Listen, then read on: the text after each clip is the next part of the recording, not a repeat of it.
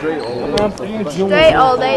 You are now tuned into the show where you learn the discipline to show up day after day to do the work, the confidence to put yourself out there boldly and authentically, and the mental toughness to continue showing up, doing the work, putting yourself out there, even when the success you've expected to achieve has yet to be achieved. And on top of all this, you get a huge dose of personal initiative. That is the go-getter energy that moves any one of us, including yourself, to go and make things happen instead of waiting for things to happen. And then we put all this together into a series of frameworks, approaches, insights, strategies, and techniques, all underneath the umbrella of one unifying philosophy that is called work on your game. My name is Dre Baldwin, also known as Dre All Day, and welcome to the show. And today's topic, today, ladies and gentlemen, we are going into the beginning of based on what I got laid out here. I got 1, 2, 3, 4, 5. This is going to be a 6-part series. It's a 6-part series on the subject, the feminization of sports. So this is a subject that matters to me a lot because I am an athlete. I come from the sporting world, and there's some things happening in sports that I have touched on at different times and from different points here on this show already, but I'm going to lay it all out in detail over the next, of course it's going to be in detail over the next 6 episodes. I had to build the case so that you understand exactly where all of this is coming from. So we got to start from the beginning and then work our way up to where we are here today. So that's what we're going to be doing now and the next 5 episodes after this. It's going to be a 6-part series. So I'm going to be up front. Actually, before I do that, let me tell everybody, I have a daily motivation text. I send out free, upcharge to everybody who is in my texting community. If you would like to receive that text, all you got to do to get it is text me at my number, which is 305-384-6894. Every day when I send out the daily motivation, guess what? You're going to be receiving it. So just text me at that number and you'll be getting that daily motivation. Now, here's the thing. I'll be up front and say that the way that I'm going to talk about this is not going to be in a positive way. The fact that sports is being feminized. Now, I've talked about the feminization of men, period. Back in episode 2039, I talked about the worst traits of feminine men. I talked about in episode 1863 how we bring masculinity back after, in episode 1841, I told you how men have been emasculated. I also told you how to tap into your toxic masculinity back in episode 1744. So I've talked about these things before, but I'm going to talk about it specifically from the sports angle and say that I'm talking about this as a net negative for the sports world, and not only for the sports world that we have now, but for the future of sports, unless the law of inertia, there's certain momentum moving into feminizing sports, unless some force, outside force, acts to counteract this energy and send it in a different direction. The sports world is going in a bad direction of being more feminine.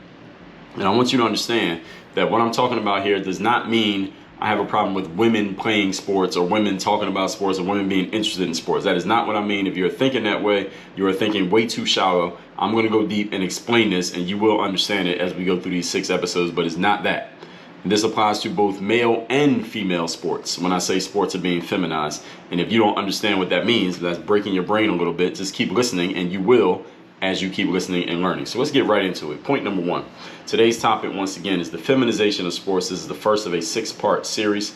First thing that you need to understand, and this is a baseline understanding that everyone has to have in order for us to have this conversation, is that sports are by nature masculine. Sports themselves are masculine. The very concept of sports was started by and for men, and sports are still, to this day, dominated by men. The documented history of sports goes back at least 3,000 years to ancient Greece. This is where sports were used as training grounds for war and for war combat, or for men to get ready for hunting seasons or just train themselves for hunting. And the Olympics themselves started in Greece. Egyptians also had sports. But here's what you got to understand about sports. And the reason why I'm emphasizing that it was started by and for men. Again, this is not against women, and it's not against women playing sports. Again, let me build my whole case here so you understand what I'm saying. The concept of sports, to play sports, you need to be aggressive. There's the concept of dominance, competitiveness, forcefulness, ambition, beating your opponent, beating everyone in front of you, proving that you're the best, trying to win at all costs. All of these are traits of masculine energy. All of them. Everything that I just laid out are all masculine traits. If you look up the masculinity scale and the femininity scale, the attributes that you see when someone is in their masculine energy versus when someone's in their feminine energy, and all men and women have both poles within them, but when someone's in their masculine, they are doing these things. They are aggressive, dominant, competitive, forceful, ambitious. They're trying to win. They're trying to prove they're the best. These are all traits of masculine energy. So even a woman playing basketball or football or boxing or billiards or whatever sport a woman can play, soccer, field hockey, swimming, they are doing all of these things. They're being aggressive, dominant, competitive, forceful. They're ambitious. They're trying to win. They're trying to beat everybody. They want to prove that they're the best. Those are all masculine traits. So for a woman, any female athlete who's listening to me right now, when you're playing your sport or training for your sport or maybe even thinking about your sport, you are in your masculine in that moment. Does everyone understand what I'm saying? And these are all descriptive of sports culture. Even in female sports, female athletes, you understand this. You have to tap into your masculine in order to perform your best at your sport. This is the nature of the beast, and this is not a negative thing. I like seeing women play in their sport. They're good at it. They got to be in their masculine. You can't win. You can't dominate in sports in feminine energy. A woman can't do it. A man can't do it either. Sports are masculine by nature, no matter who is playing the sport. Now that we got that understood, let's move on to point number 2. Today's topic, once again, is the feminization of sports, and this is not a good thing. Number 2, sports are driven, as I said, by males. Traditionally driven by very masculine males, or males who are very deeply into their masculine, at least in the moments when they're doing what they do. You could be a feminine man, but when you're on that court or on that field or in that ring or in that pool doing your thing as a man, you have to be in your masculine because that's the only way you can compete and win. Women's sports exist, of course. We know that there are plenty of women's sports, but understand that female college sports, and for that matter, some women's professional sports exist because of their male counterparts. For example, what a lot of people, some of you may notice, but a lot of people don't notice that a lot of sports, a lot of college sports are subsidized by a handful of other sports. For example, on a big college campus, let's say some school that has a big Division I high major college football team like Alabama, Michigan, Notre Dame, most of the sports on that campus, and there are a lot of them, are subsidized by the football teams. In other words, all the money that Alabama's football team makes, that is the reason why the water polo team and the soccer team and the weightlifting team and the golf team and the lacrosse team can exist, because money that the football team generates pays for all those other teams, because those other teams are what they call non-revenue sports. I don't know if they still call it that these days. They probably changed the language to serve wokeness, but those sports don't generate money. So if you play college soccer or field hockey, or you're on the golf team or the weightlifting team, this is both men's and women's sports, by the way. These sports that don't really have, it's not like you're drawing a ton of fans and you're not charging a ton of money for a ticket to the game, and there's no big licensing deal or a TV deal for your team to play their games on television or anything like that. Your sport is spending more money for you to play than your sport is actually generating. If your sport was a standalone business, you would be out of business. Your sport is actually financially insolvent, is what they call that. In other words, you're underwater. You are spending more than you're making, and your sport, if it was a business by itself, you would be out of business. So all you field hockey players, water polo players, golf team members, what are some many of the sports, damn near every sport on a college campus is not generating any money. Football team makes money, basketball team makes money, and then the tuitions and fees that the students pay, all that money goes to paying, and the endowments and the booster money and all that stuff, and the fact that colleges, for the most part, don't have to pay taxes. All of that money, they get saved and brought in. That's what allows the sports to exist. Now, I'm not saying this is a negative thing. It's actually a good thing, because a young lady who's listening to this right now, you might attend a college based on the fact that you can play your sport there. You even get a scholarship to play there, to play on a team of a sport that's not even making money. The sport is actually losing money. This is all factual information here, folks. So anybody who's listening to me right now, if I'm saying anything that is new to you and you are in any way, shape, or form offended by these things I'm saying, because I haven't even gotten to my opinions yet. We're just stating facts right here. If you're offended by any of these factual pieces of information, you're in the wrong place, because this is not a place for snowflakes. This is not a place for somebody who wants to feel like you're being victimized by objective truth. And I know I have a lot of females in my audience and athletes and people who are in the sports world in my audience. All right, this is not anything, I'm not saying this to attack you, but we got to lay the foundation so I can build my case, because again, this is the first of a 6-part series. We're just getting started here. So I'm not only singling out female sports. There are men's sports as well. If you're on the men's weightlifting team, all right, how's the weightlifting team making money? Right? Y'all ain't selling tickets to the weightlifting meet. And even if you are, the amount of money that you bring in ticket sales is not even close to how much it's costing you to travel to the events, the food that you get, your scholarship money. The money that y'all make all season in ticket sales ain't equating to the amount of money that each one of you has for your scholarships. It doesn't even add up. Y'all are underwater. Again, so this is not just female sports, it's also men's sports. So and going to the professional level, the WNBA, for example, one thing that has been, it's crazy, and we're going to talk about this later on in this series, is WNBA players have made some noise. I've seen this on social media about the fact that a coach got a certain contract, a female coach at that. Some players were complaining that the coach got a certain contract that was bigger than that of the players in the league. The players complained about not being able to fly first class or not having chartered private jets when they travel to and from games during the WNBA season. There's a story written every year about WNBA players having to, as if they're being forced against their will, having to go play in Europe to make more money in the off season from the WNBA because the WNBA is not paying them enough money, as if they are owed a certain amount of money by the WNBA, when many people don't know this. WNBA has been around for 20 plus years. WNBA has never been a profit making entity. The WNBA, if it was a standalone business left to operate on its own, would have went out of business a long time ago. WNBA does not make money. WNBA loses money.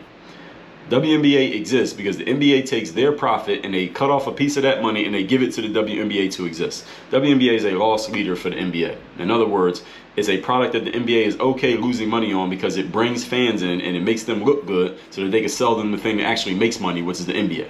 Which is why NBA players, there are players in the NBA who make more money than the entire WNBA put together, which they should, because the NBA draws more money than the WNBA. This is just a financial fact.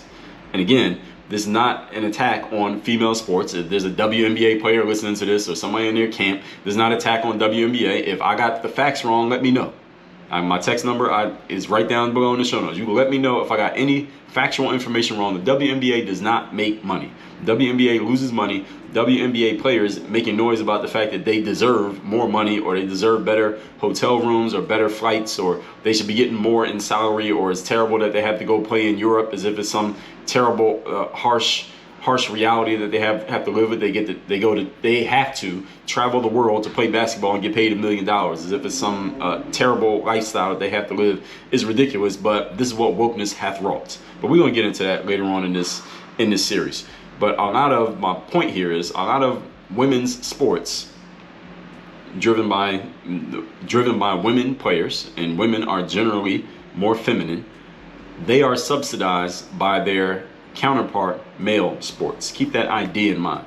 In many instances, on a financial level, these sports wouldn't exist if it wasn't for the male sports. If, again, they had to stand alone on their own financial merits. They have none. On an attention and interest level, the female version of a sport exists because the male version of a sport exists. Women's basketball exists because men's basketball exists. People paid attention to men's basketball, liked it, and said, all right, why don't we let the girls play basketball? And we made leagues for females. This is how the WNBA exists, because the men's NBA exists. And I'm not saying this to degrade female sports or female athletes. I'm not going to get at disclaimer too many more times. I'm simply stating the truth and factual information. If that bothers you, you should consider why it bothers you. Because it ain't because of me. Nothing I said there was an opinion. I appreciate the existence of female sports, again. And clearly, there are some great female athletes out there who otherwise, if there weren't female sports, they would not get an opportunity. So it's a good idea that we have them. The challenge is, and now we're getting into this, sports has become more and more feminized, and that is my opinion, but it's not because of the athletes. So all athletes who are listening to this, I'm not blaming you. I'm just laying groundwork here. We haven't even gotten into the meat of this yet. Point number 3. Today's topic, once again, is the feminization of sports, part 1. Sports are traditionally a conservative avenue. Sports themselves are a conservative avenue as opposed to a liberal avenue. And I talked about this in episode, the liberal or conservative. Is Dre liberal or conservative? That was episode 2027. If you haven't listened to it, you can go listen to it for yourself, where I lay out some key ideas from both sides of that conversation, and I tell you where I stand on both of them, so you know exactly who you're listening to. If you are old enough, you remember, and especially in the NFL, for example, after a game, a bunch of football players would gather, even in basketball as well. I remember this happening in basketball, and players would kneel at midfield or at half court, and they would pray with each other after playing against each other in the game. A bunch of football players would just beat each other's heads in for 2 hours, would kneel in the middle of the field after the game, and they would pray. Basketball players would get together after playing against each other for 2 hours at center court, and they would pray with each other. Those of you who are old enough remember this happening, and they would show it on TV. Now, I don't know if it still happens. I don't think it happens as often as it used to, but whether it's happening or not, we don't know unless you're at the game, because they don't show it on TV anymore. I want you to just keep that in mind and think about why that is. Sports has been traditionally a place where race, background, and whatever other social differences simply did not matter. It didn't matter where you came from. Didn't matter if you were rich or poor. Didn't matter what side of town you were from, black or white, what your orientation was. Nobody asked, and for the most part, nobody cared. Nobody cared who you voted for. Nobody cared what side you were on of any political conversation. None of that stuff even mattered in sports, traditionally. The only thing that mattered was who's the best performer and who's winning on the scoreboard. Just like we talked about yesterday, when I told you how DIE is the enemy of high performance. Sports is a high performance entity. It is a performance-based business. It is a straight up meritocracy. It traditionally has been that. All that matters is who can perform and who's winning at the end of the game. It was all about the objectives, black and white, scoreboard, and outcome. The bottom line was all about what? Winning. That's what sports is about. It's about winning the damn game. That's why we keep score. Female athletes out there, female coaches, mothers of athletes, parents of female athletes. Do you agree with everything that I'm saying here? At least this point right here. Maybe you didn't like the previous point, but you got to agree with this point, right? These are all traditionally black and white, meritocracy, winning on the scoreboard, being objective. These are all traditionally conservative values, and you let the NAACP tell it. These are traits of white supremacy. Now, y'all remember that episode where I told you that? I showed you that document, right? Where I told you to go look up that document, the NAACP, traits of white supremacy. Look it up. Traits of whiteness in America is actually what it was, not white supremacy. Traits of whiteness in America. For those of you who weren't listening to that episode, I remember this because I told y'all to go Google this. Go look up this thing. Go look up. It was the NAACP, traits of whiteness in America. And they have a list of all these traits that are allegedly traits of whiteness. Things like having a sense of urgency.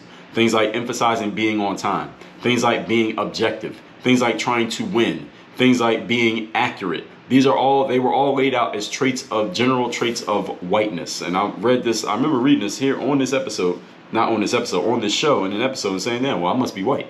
Because these all sound like principles of the work on your game philosophy. Being objective, being accurate, trying to win, all right, measuring your success. These are all whiteness, allegedly, which is garbage. This is all tongue-in-cheek what I'm saying here, but these are all, I'm not tongue-in-cheek when I say this, these are all traditionally conservative values of winning, black and white, objectivity, measuring success. Athletes didn't talk about politics, the government, or many social issues at all for that matter, and we would look to our athletes to tell us about one thing, which is what? Sports. Their performance on the field or on the court. That's what we wanted athletes for. That was the box they were in. They were happy being in that box. That's what they did for a living. If you know a lawyer, you talk to them about the law. You don't talk to a lawyer about what a football team should do. And you don't talk to a football team about what a lawyer should do. Everybody understood their role and everyone was happy playing it. And we looked to other people, more qualified individuals, to tell us about the areas of life in which they were qualified. This was all fine. Everyone was good with this arrangement. What happened was things started to change in more ways than one. And that's going to lead to my next point. And we're going to get to that tomorrow. So I'm going to build this whole series out. Again, this is part 1 of 6. So let's recap today's class, which is part 1 of 6, the feminization of sports. Again, I'm telling y'all up front, I'm not talking about this. This is not in a positive way. This is not a good thing. I'm talking about this as a net negative of the sports world. We're just laying the foundation here today. Point number one, sports are by nature masculine. Male and female sports are masculine because you are all about competing, dominating, being forceful, ambitious, winning at all costs, proving that you're the best. These are all masculine energy traits, male and female. Point number two, sports are driven by males, traditionally by masculine males. Even women, when they are doing their best in sports, they are in their masculine energy. And many female sports, professional and college, exist because of their male counterparts, and sometimes are even supported financially by the fact that the male counterparts exist. But you don't hear too much news about that because the women would, the supporters of the women's sports, let's put it that way, let me not say the women, the supporters of the women's sports would yell victim and scream bloody murder. So you don't hear about this fact too often, but it is a fact. You can look it up yourself, and if I got it wrong, if I ever get a fact wrong on this show, you are 100%, I'm obligating you to call me out on it. Point number three, sports are traditionally conservative. You're old enough to remember, you remember athletes after a football game or basketball game, players from separate different teams gathering together after they just beat up on each other for 2 hours, kneeling at half court or midfield and praying. And when's the last time you seen that happen? Does it even happen anymore? And they used to show it on TV. Now you never see it. In the sports world, it's traditionally been a place where race, background, other social differences did not matter. The only thing that mattered was who's the best performer and who's winning on the scoreboard. And these are all traits, according to the NAACP, traits of whiteness in America. They had a document that they put out in the summer of 2020 that said this in no uncertain terms. And I told y'all about that document. You can look it up. You can still find it. They scrubbed it off their website within 24 hours because of the backlash that they got. But the internet doesn't forget anything. The receipts are out there. Look it up. You can find it. Any of you looking for it can't find it, you text me and I will tell you where to go find it. We used to look to our athletes to tell us about sports, not anything else, because that was their area of expertise. And we look for people who are experts in other areas to tell us about those other areas. And that was a completely fine setup. But then things started to change. And in the next episode, we're going to talk about what those changes were. I'll see you tomorrow's episode. So first of all, text me to get daily motivation. My number is 305-384-6894. And Work on Your Game University. That's where you can work with me directly in my Bulletproof Mastermind, my 3rd-day mastermind. That's at workonyourgameuniversity.com. And tomorrow, we'll get into the next step of what took place and why. Work on your game. Dre all day.